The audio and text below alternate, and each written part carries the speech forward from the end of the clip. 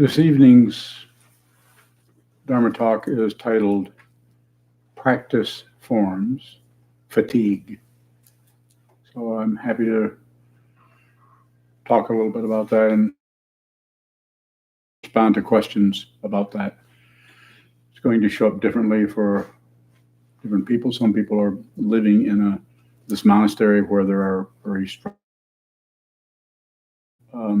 well-defined, not so well-defined, but extremely crisp and brittle, but very fluffy forms, depending on who is observing the form. If you're following a form, you're going to have trouble. If you're following a form like right and wrong kind of quality. So what is the form even for? Why have a form? Why can't we just meditate looking at trees or ducks in the pond or fish in the...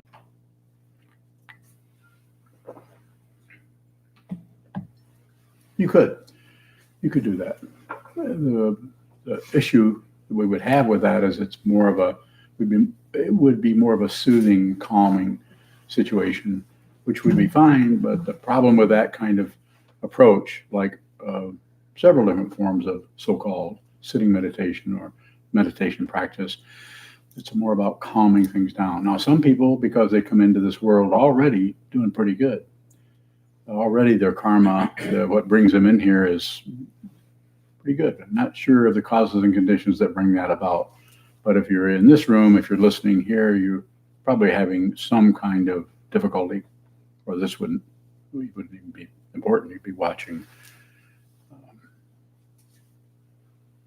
television.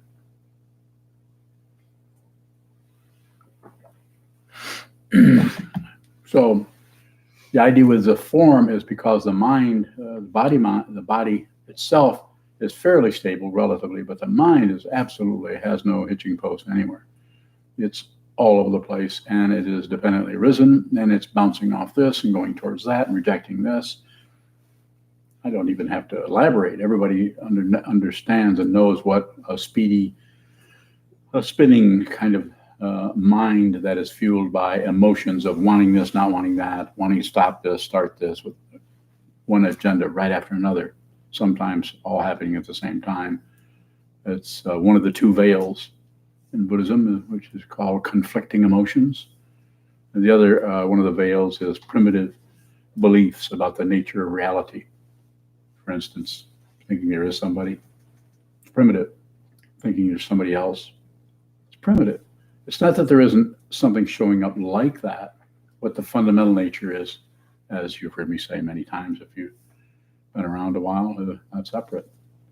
A simple statement about something that is incredibly confusing, could be sometimes vague, could be sometimes very distinct but seems wrong, could be very shallow and simplistic, but could be correct. So you have so many things to deal with, moving this way and that way, and it seems that we can't really train the mind, train our awareness in a cyclone or in the confusion of our society, our culture, our family, our just simple relationship one-on-one with the mail delivery person, for that matter. What are we going to do about that, if anything? Maybe nothing. Maybe you should do something else. Not here to sell anybody anything. But if you are interested in this 2,500-year-old ancient spiritual path founded by the Buddha so many years ago, then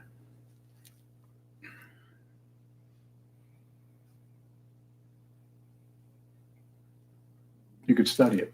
You could study it here. You could study it lots of different places. These days, the Buddhist teachings are all over the internet and different interpretations of it, some classical renderings and teachings and some interpretations that are odd, but they're what they are, and they have a lot of odd recipients out there that need odd teachings. Just like the paintings of Odd Nerdrum. Anybody seen his paintings? They're odd. He's odd. incredible paintings, by the way. But so the fatigue part comes from using a form in such a way where we get caught between what we think the form is, how we think we should relate to the form, and some of our, you'd say, to use a classical Western term, some of our neurosis comes up and keeps us from seeing how to relate directly to the form. In the monastery, one of the basic form here is meditation 2 hours every morning, 2.5 hours every afternoon, and 2 hours in the evening. Does this mean if you live here, you have to do every one of those? No, you have to relate to those forms. So relating to those forms means that ideally you're also relating to your own body-mind complex as clearly as you can. So sometimes people get caught by being too tight or be based on or assumed to be incorrect, or the circle of to it. Instead of seeing what it is fundamentally, we have a knee-jerk response of, oh, that's wrong. Well, that shouldn't be that. I shouldn't be feeling this. And here we have lots of different forms, including chanting the sutras, simple forms like cleaning the monastery, cleaning the kitchen, cooking, and so on.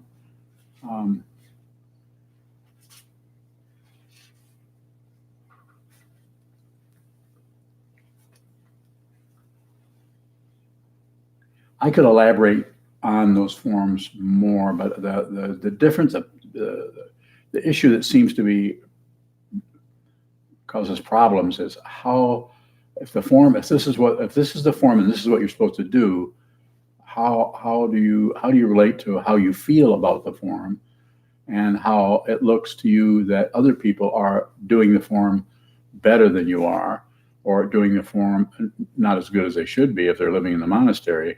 Why do I have to? You know what I'm saying? Why do I have to? And this other person, or slide, or they don't have to do it. They don't seem to. All of that. So I had a very good dose of what really intense military forms, and you've heard me talk about this before, and I'm not going to elaborate at all because you probably have a pretty good idea of what it's about. Is having spent 4 years in the Marine Corps, I know what a really strong, intense, you better do it form, or else. And this, the form here is not that way at all. Although some monasteries are quite a bit like that, especially when the culture has a strong macho kind of militaristic or male orientation. So I'm happy to take questions anytime. We can go deeper if you have questions. I have questions about this. It might just be in a little bit different way about fatigue in general. Yes. So the practice residence schedule Monday through Friday is spaced out over 14 hours, and it's pretty packed. And I'm wondering about, and this isn't referenced specifically this week, we've been going really late, Mm-hmm. and there's just incredible fatigue by the end of the day that we just want to be done. I'm hearing you. What's the question? How do we relate to the anger or frustration that arises when we continue to keep going later and later into the night?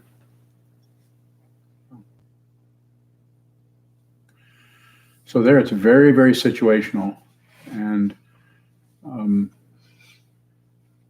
the form is there to be observed. And I've said this many, many times, not to be obeyed. I gave a talk on that, observing and obeying, here a few weeks ago. So if you're really observing the form, then you'll see how much of that form you need to, say, apply yourself to or join in with, whether it's a community form or an individual form. You'll see that yourself, as long as you're not second guessing everything. The second guessing does a couple things. One, it gives you some kind of validation for anything you do, and it also covers up the actual situation. Could be of your fatigue. It could be you could be covering that up because your desire to please somebody, maybe me, maybe the Eno, maybe the Shuso. Well, there's probably not many people trying to please you, but some other kind of interest other than just fundamentally wanting to train your mind and wanting to have some clarity around our individual issues and problems. Passion, aggression, ignorance, and so on, however that's showing up in your mind, in your life.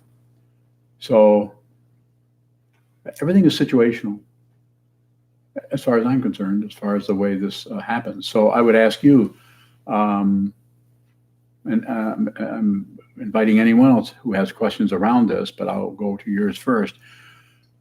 How does it look to you? Do you think we should, out of that 6.5 hours of scheduled meditation every day, do you think it would be good to cut that back by half an hour, something, so it's less, so it only goes till 8 o'clock? Just first thought, best thought. No, not 8 o'clock. No. No? Okay. So do you feel that maybe some kind of option of that we could actually give a name to, just like we give names to different forms in order to, so it's easy for us to all communicate using names that represent different aspects of our not only meditation practice, but post-meditation, or the activities around the community, around Sangha, and so on. Is there some other way of addressing that would make it more accommodate people's fatigue? Yes. Well, I have another question around that. Okay. And when we look at the people that come and participate with us, it's an incredibly diverse group. It is. As far as how much people are practicing. You have people that are newer, people that have been doing these intense forms for years. So if you're living here, we're lucky to have about 7 hours a week where we just ask you questions and listen to talks, whereas some people might only join in once a week. And so how do you accommodate those that really do not get access to the Dharma? They can't live here. And so they really are trying to make the most out of that time they do have, while also looking at those of us that have the luxury of spending every day, at least an hour a day, talking to you and asking questions. What do you think? I don't know. It's difficult because it is such a diverse. Yeah. Does everybody follow what? Anyone else here have any ideas about how that could be worked with?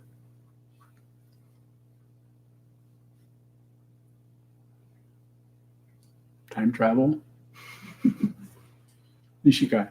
It's not that well worked out, but perhaps if we are feeling burnt out, we could leave at a set time, because I think you're bringing up at like past 9:15, and if it goes to 9:30, then that's cutting into pretty valuable time if we're exhausted. Like in the evening after a book study? Or? Yeah, so specifically Tuesday night and Monday night, that we could leave at a particular time and still leave the line open for questions for other people if they wanted to stay and do that. Do people feel like they can't do that? Feel like you can't do that? Feel like that? Okay, then, what? Go ahead. When you originally talked about that form of using the bells and being done by 9:15, you did say to us that if we needed to get up and leave, we could. Maybe I need to say that every time. Maybe we have to have a special, all weaklings can leave now.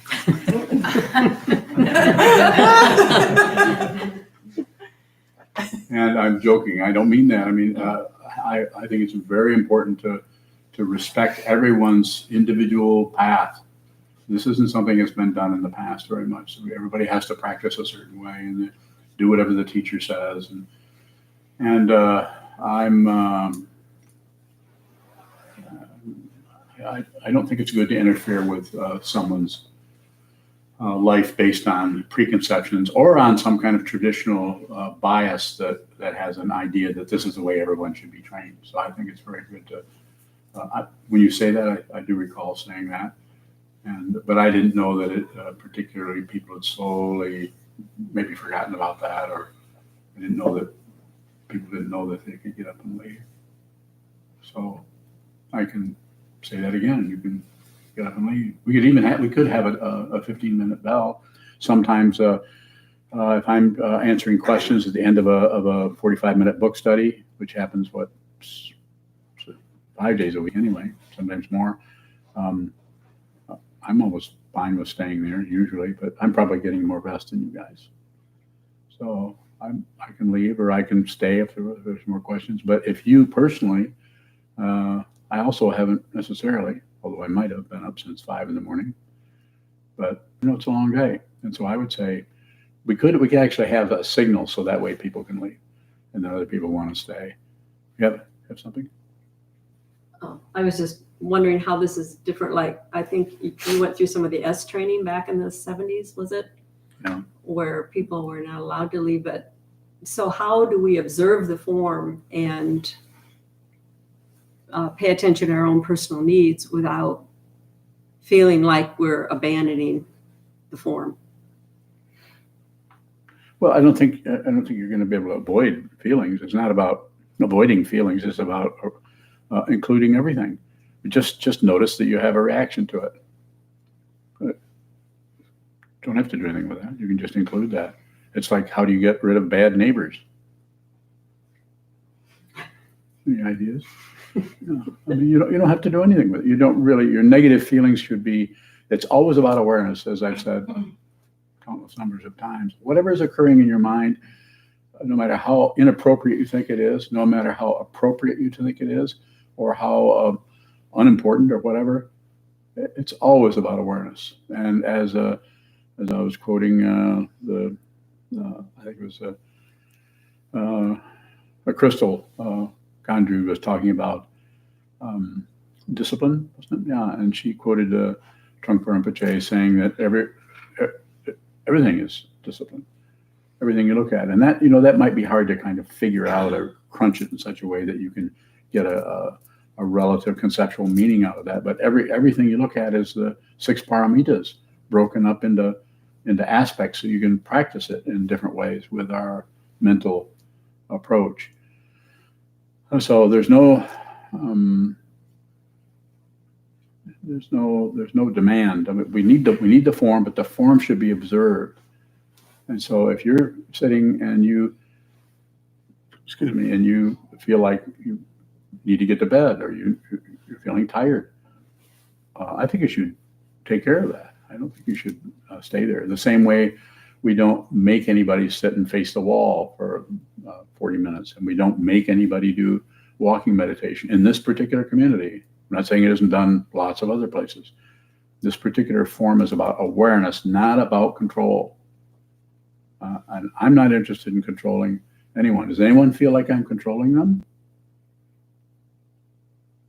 I mean, you might feel like it, but I mean, am I actually controlling you? Keenan feels like I'm controlling him. Yeah. Is there a form for leaving the book study? Yeah, stand up and bow. Just bow, and nobody's going to say, "Where are you going?" Has everybody said that? Or all of a sudden, the Dharma study just stopped and says, "Where does he think he's going?" I mean, how do you get out of those chains of this concept? No chains. There's no chains. But how you relate to this is not about accomplishing this, and it's not even about accomplishing awakening, even though it's taught that way. It's about looking at the confusion, looking at the restrictions, including your own opinions and projections and ideas. It's hard to do that, especially if those chains have been hammered and forged over generations and generations, and then we come into this culture, and this culture is saying the same thing. You remember what you were told when you were 6, 7, 8, 9, 10, 18, 19, 20, maybe in college or whatever, how the whole society is hammering at you about trying to get you to live a certain way. And when people see you living in this way, those of you who live in the monastery, instead of actually asking you what it's like living there, they just look at their projection. They think they know what this would be like. They don't even see you. From that point of view, you're invisible. More? Choo-choo.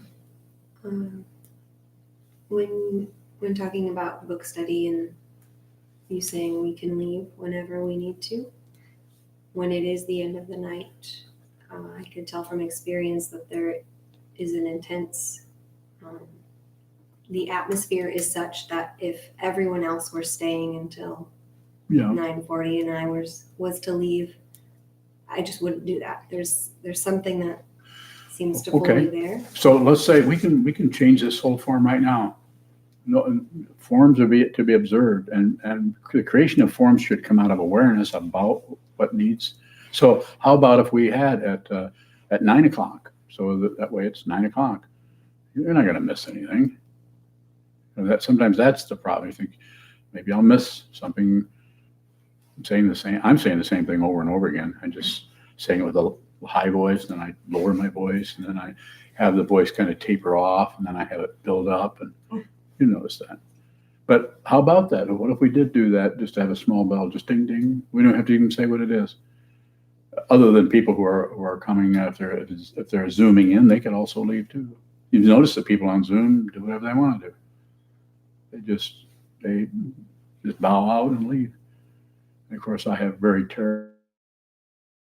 But then I take responsibility and think, where they felt that I wasn't correct. Yes, please. I guess I'm to be created for myself in that Yeah. situation where Very I good. might be really angry that I can't leave, Mhm. but also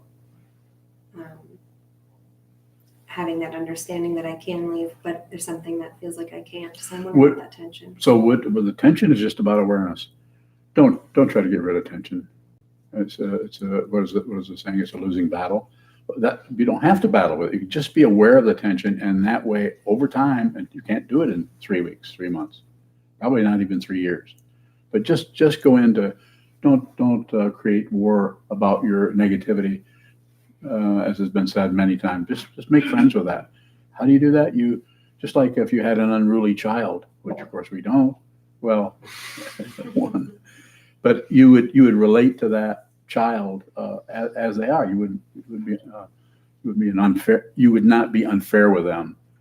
You would relate with them directly. So and you can do that and start now. But what I was going to ask you and anyone else here, would it help? Because we can change that right now. I'll just say at 9 o'clock. It could be it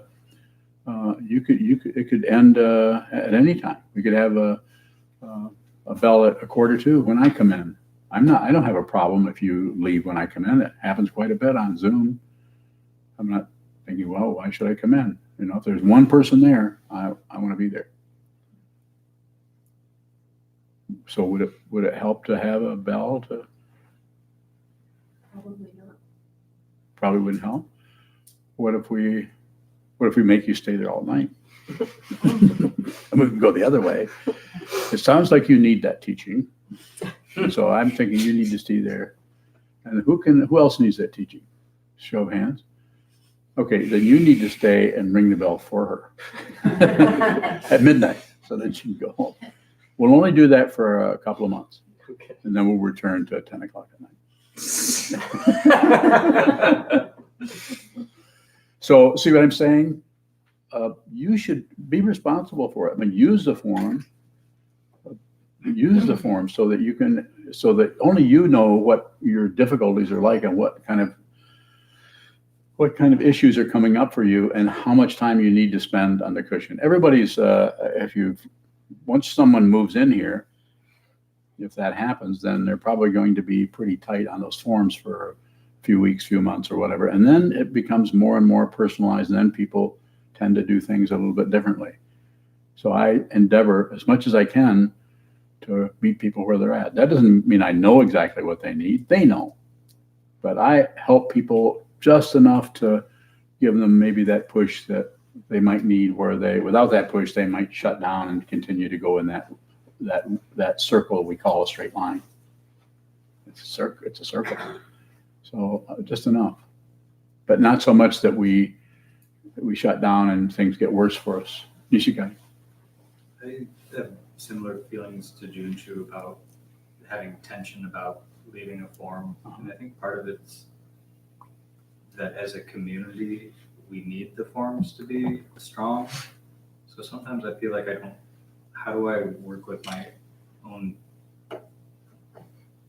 personal likes or dislikes when I'm trying to, in a way, support the community too, just by showing up and Good sticking point. to it. And showing up is, that's why I often say, there's so many different aspects to this, but one of them is just, if you're studying, it's about Sangha, Buddha, Dharma, Sangha. Sangha just means you're here with the community, and you may not be asking questions, excuse me, but you're participating because you're just as valuable. It's not even a relative thing. You're valuable because I'm the teaching person, you're the student persons, and I say something and this, and then someone else asks a question, and I respond, and you have your practice, and then you listen to that question and that response. And so everything is included in that situation. Sometimes the very person that has asked the question kind of gets not much help at all from that. They just don't understand and are still having some spinning situation happening, or some lack of clarity, whereas someone else hearing that, even though they didn't ask the question, something might change a little bit for them. So it's always about Sangha, community. It's a good thing. As a group of nobodies. Sokuzan. Kind of along the lines of what Nishikai was saying, even beyond the bells and the forms for sitting, it's not specified forms, but there's a lot of chores to get done. Yeah. And you always say, if you have to do something, schedule it. Or like I was talking, I wanted to go visit my nephew, and he said, I'm not holding, you here. But it seems like all the stuff that there is to be done is overwhelming, and you feel like, oh, we got to do this, but then there's no time left.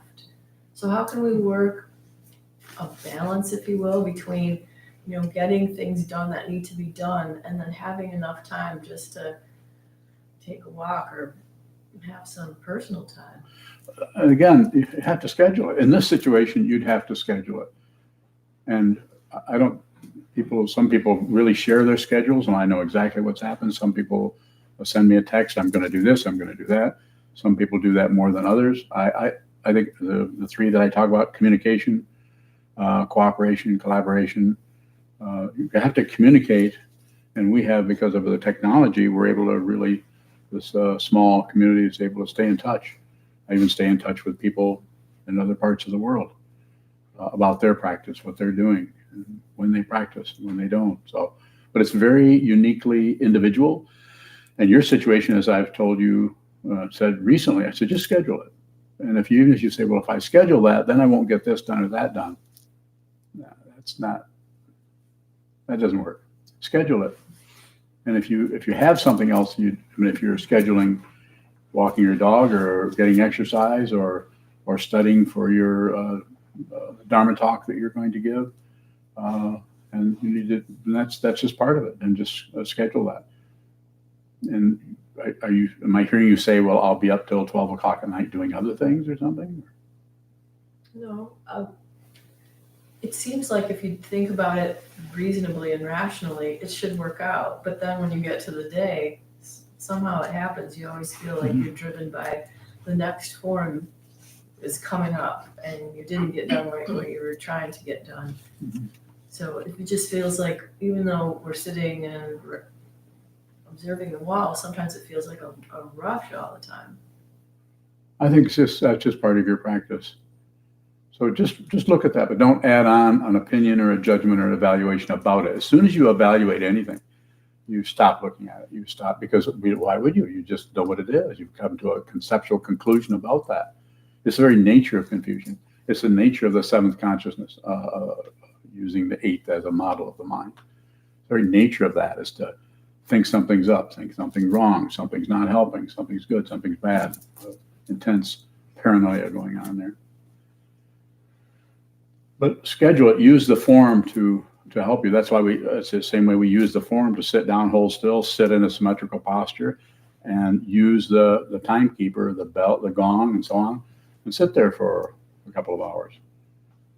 But that also means, in this monastery, in this place, if you're sitting there and 20 minutes later you have to go to the bathroom, you get up and go. You don't wait for the doan to ring the bell before you can go to the restroom. Nor do you wait for that to happen before you get up and stretch your legs.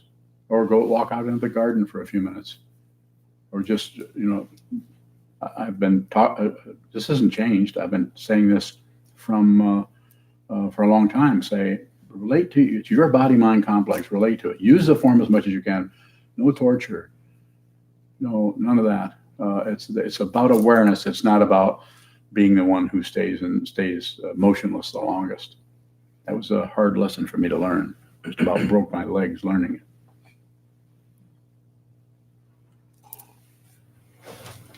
Sokuzan. Trying to look at the contrast between practice and the forms. And so we're talking a lot about like actual forms and definitions. And I was wondering if you could say what the practice quality or texture is around those boundaries and forms.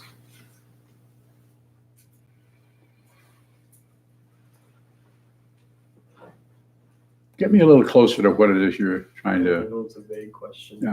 I'm just trying to think about, so if Junchu uses the word tension, or if I use anxiety or aggression, so we could set up a form like, oh, here's the bell, but that form is not the practice of those emotions. It's true.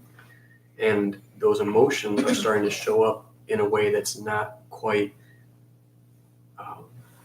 the forms, in the sense of we're not meditating, so we observe that, or it's not the study. Mm-hmm.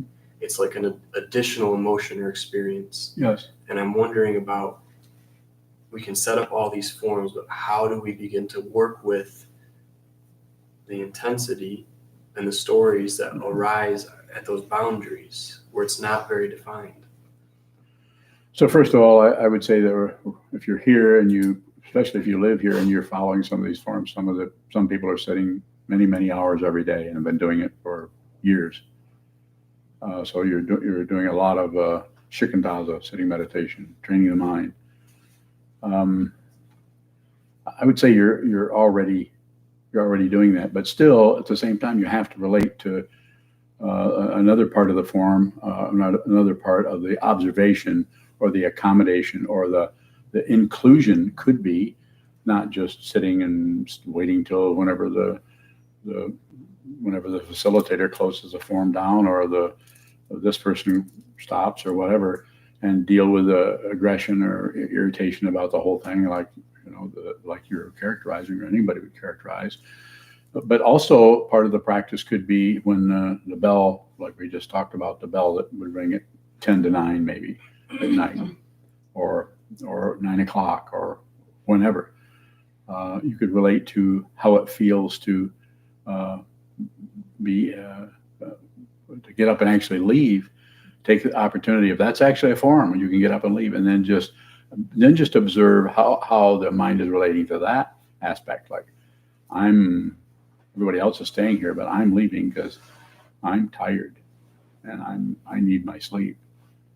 So that could be a practice too. I mean, you can't get away from the practice if you live here. Everything is going to be challenging in some way. Yes. Why do we have such a struggle keeping that as a pragmatic thing? That our stoicism and romanticism or idealism makes it so I can't even see the pragmatics. It's like almost impossible for me to see that. It's just like, oh, there's a bell, I can leave, now I'm going to leave. There has to be a story around that. Why? Me.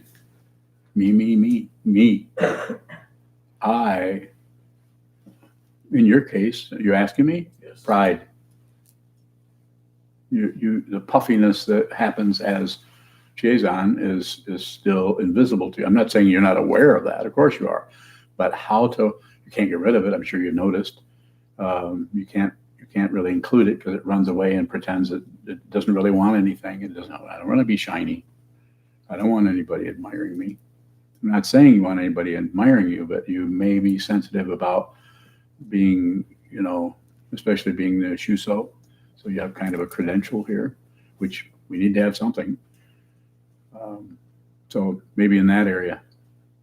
More about it if you have it. Well, I'm wondering about, you talk about choicelessness sometimes.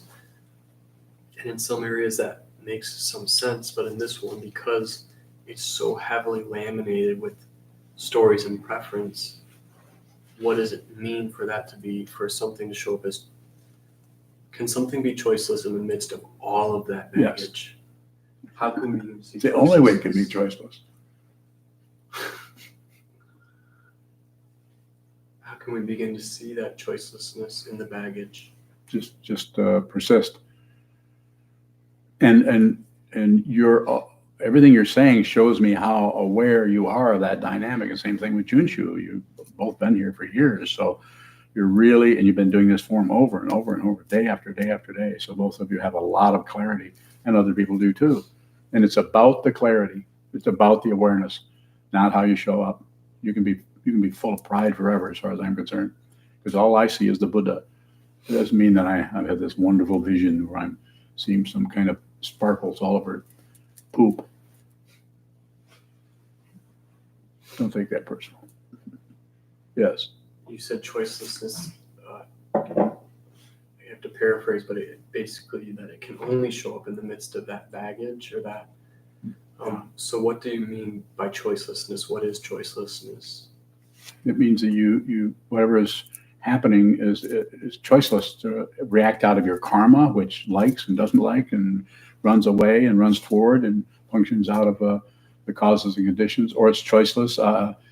And that can be different layers and levels. And when you eventually approach awakening, it changes and gets more and more or less of what you want to do or don't want to do, and more of just what has to be done.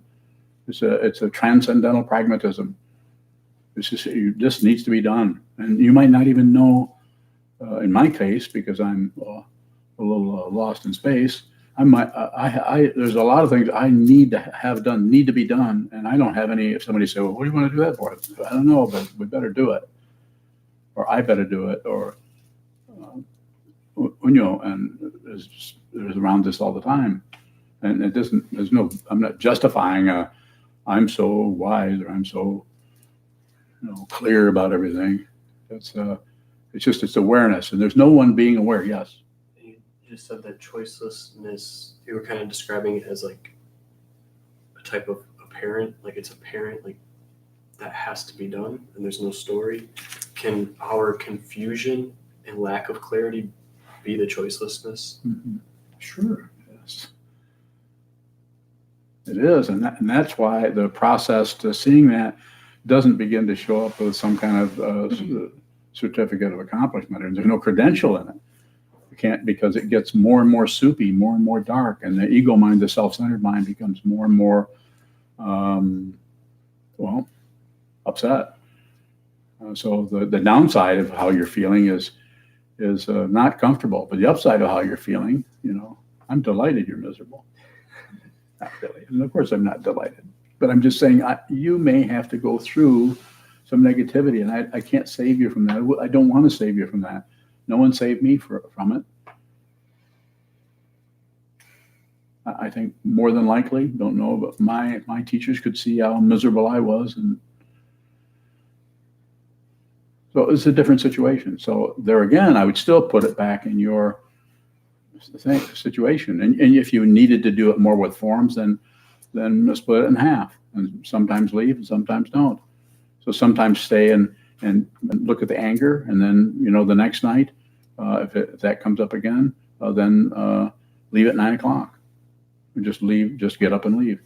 Or as I said, I'm looking for some kind of response. We don't vote, but I work with more of a consensus. If everybody feels like we need to have a bell at 9 o'clock, I'd be fine with that. And if one person said, no, I don't think we need a bell, I would say, earmuffs. Earmuffs. Try to accommodate everybody. So there's nothing to obey. It's just an amazing thing to understand that. And anything that happens over here that evokes or triggers something, feeling that comes up over here, is what needs to happen because of dependent origination, because of the basic teaching of the Buddha that everything is dependently arisen. Your thoughts, your ideas, your body, your mind. This speech that is coming out is dependently arisen. but it's not dependent on singularities. Like I need to say this because of that. I do not think, and it's not a bragging point. Gee, I wish I could not think too. You might not want that, but if you're in here, you want the truth, I can help you. Not because I know the truth, but you know it, and I'm seeing you're covering it up. Shoka. In the title of the talk, you used the word fatigue. Yeah. Is there a fatigue that arises through practice that's not based on some kind of energy or physiological basis?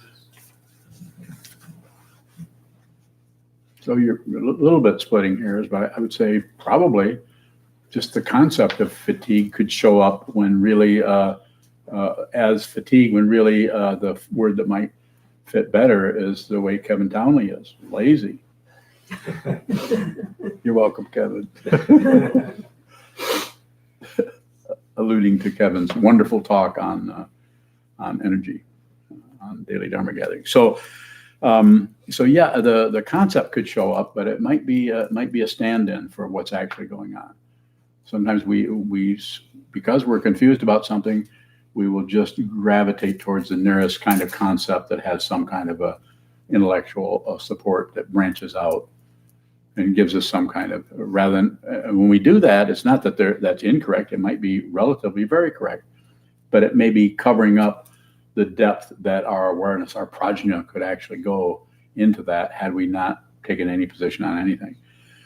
So when, just to use the example, when either one of you or anyone here, when you're in book study and the time comes when it's 9:17, isn't it the magic number?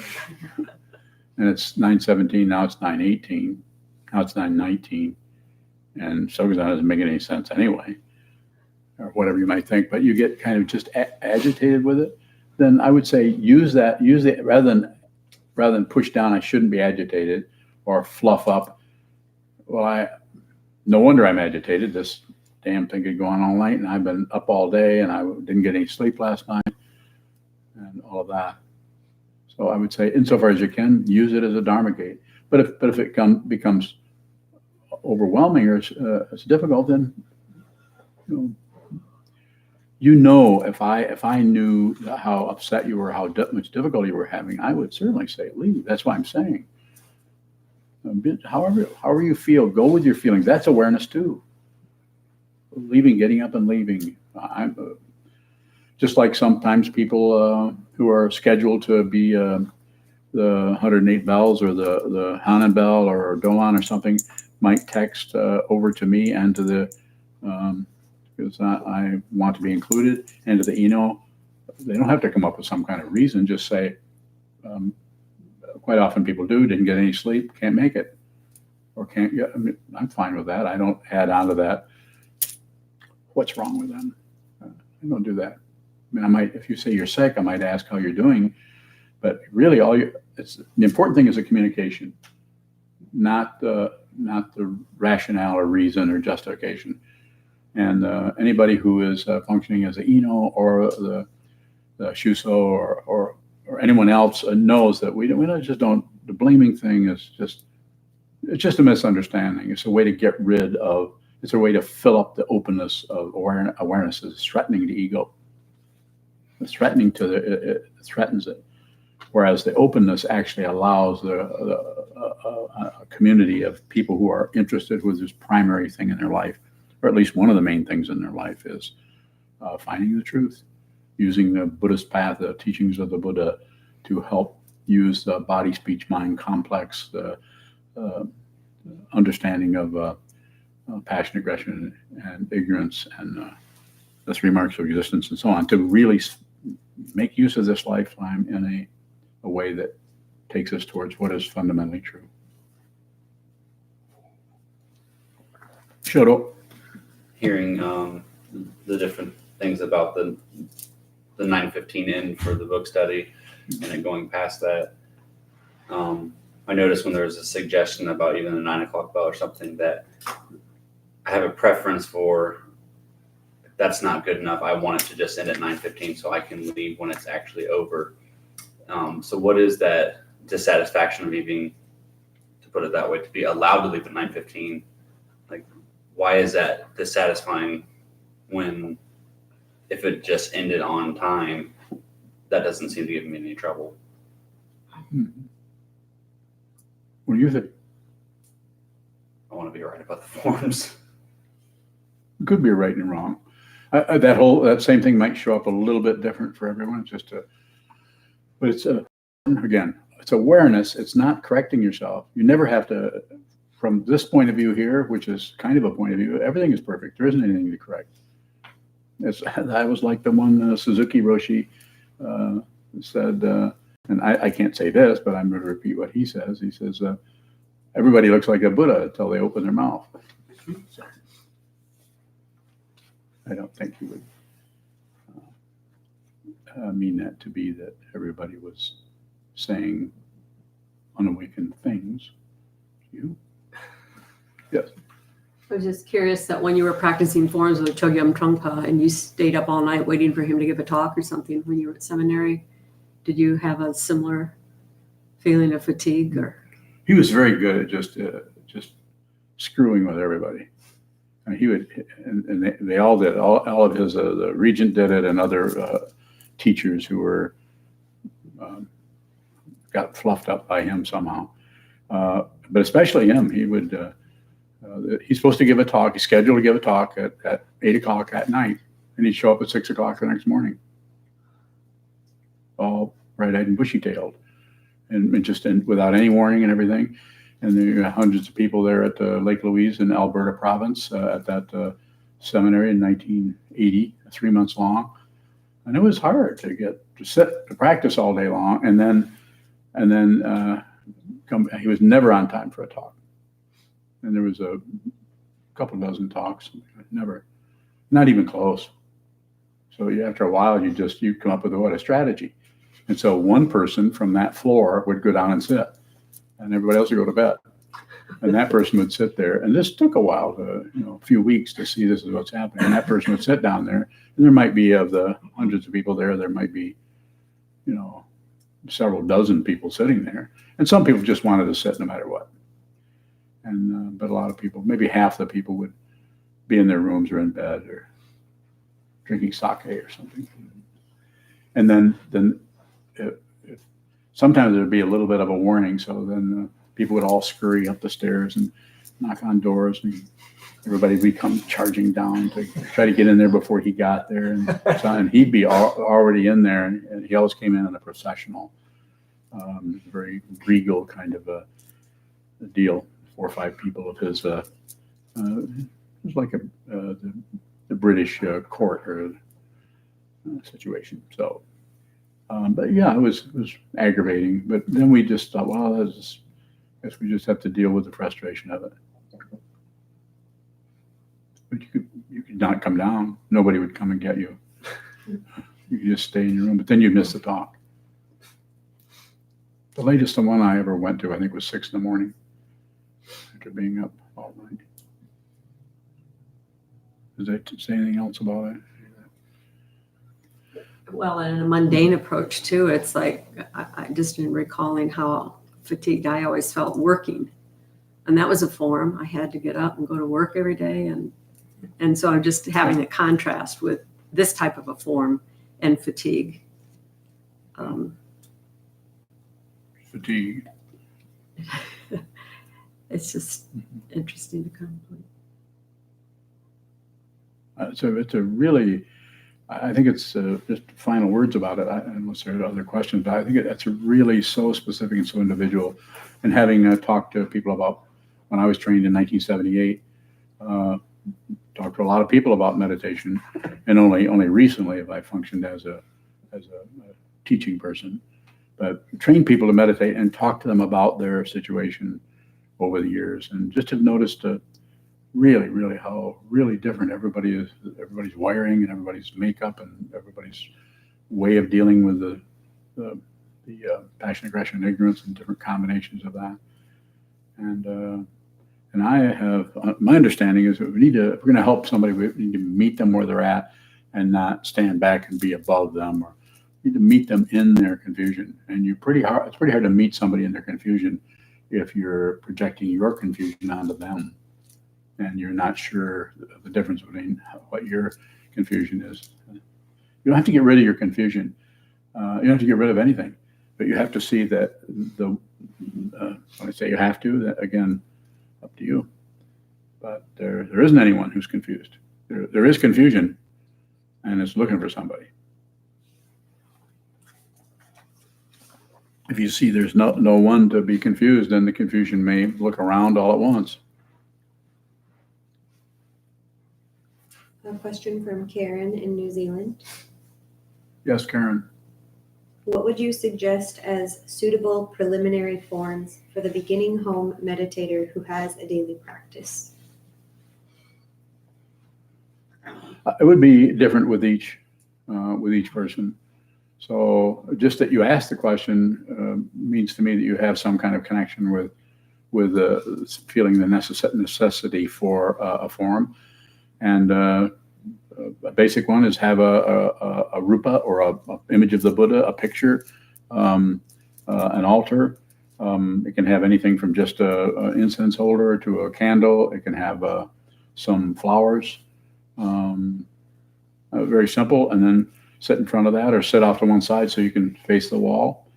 And the simplest one is just bow and take refuge in the Buddha, the Dharma, and the Sangha. Just repeat that 3 times. Bow each time. You could actually do a half prostration, raising the feet of the Buddha. You could tune into our morning service. Being in New Zealand, it might not be possible to synchronize the time, but people do that, and some of it is. How long does that stay online? It gets refreshed there's always a copy up, and it gets renewed every day. So if you hear that, it says SokukoJi Buddhist Temple Monastery on YouTube, and you can go in and join into whatever part. You can watch people actually do the offering in front of that the doshi does. You can do all or any part of that, or just observe it, and you'll be able to see some people in here sitting. You can't see all of them because the camera only hits this seat, and I'm never here because I'm probably napping somewhere. On the altar and this seat, and then usually there's several people here. There could be other people in the room that you can't see, but that gives you a feeling of Sangha. And some people have people in France and in Canada and England, out in California, and different parts of the country where make use of that technology to encourage the use of forms and the use of the ability to join in with a Sangha. So do that. If you have any difficulty, send us an email. Unyo will respond and will help you. Question from Hakaran. Mm-hmm. Did you say that choicelessness is dependently arisen?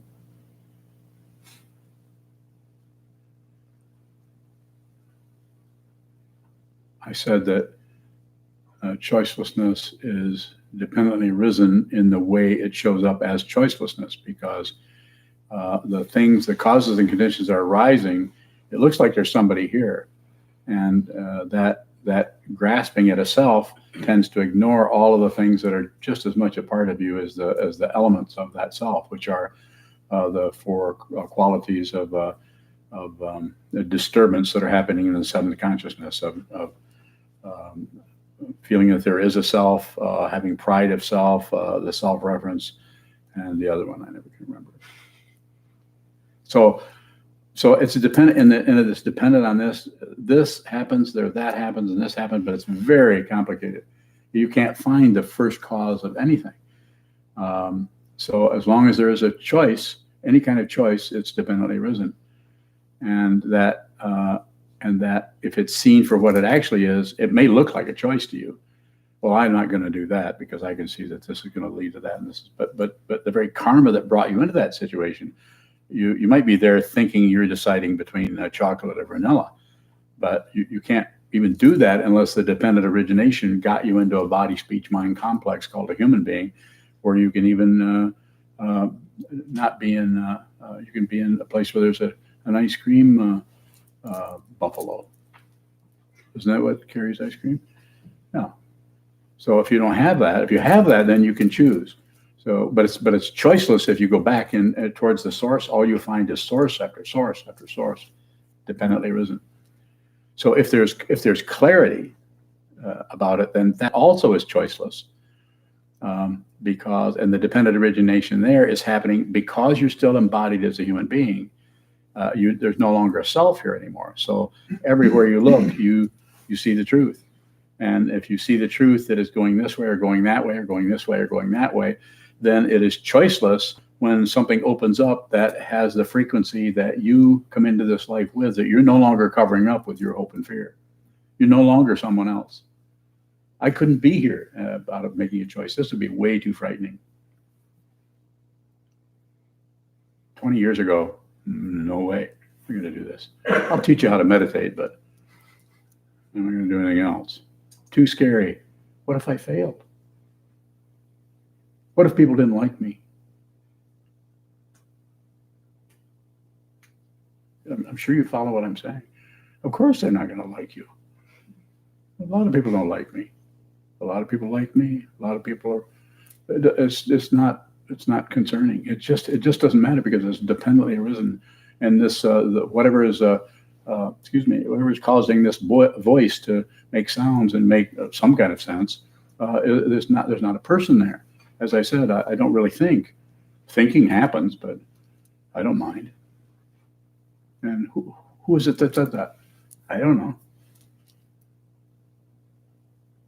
I would say I'm not deliberately trying to be obscure or confusing or weird, but find out who it is. Further question about that? It's not totally clear. Yes, Jennifer.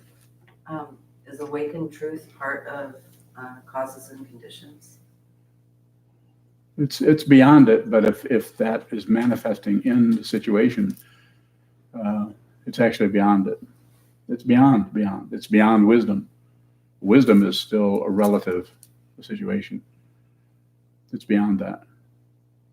But if you're still here, then you're probably still going to brush your teeth or not.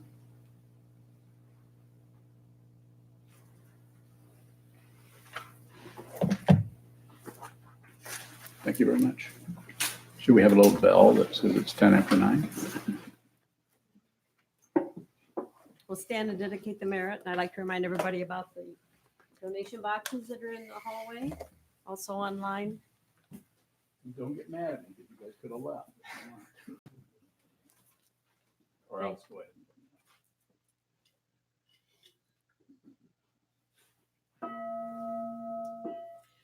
May the merit penetrate into all places so that we and every sentient being together can realize the Buddha's way.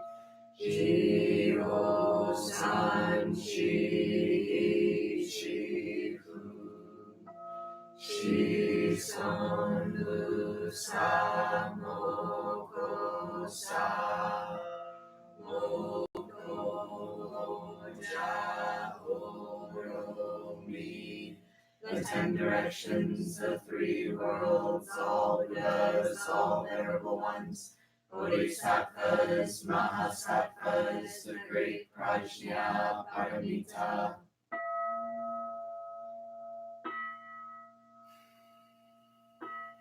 O Buddhas and Bodhisattvas of the 10 directions and the 3 times, please hear us. Please come down out of the light and protect SokukoJi Buddhist Temple Monastery, our Sangha, families, friends, and visitors.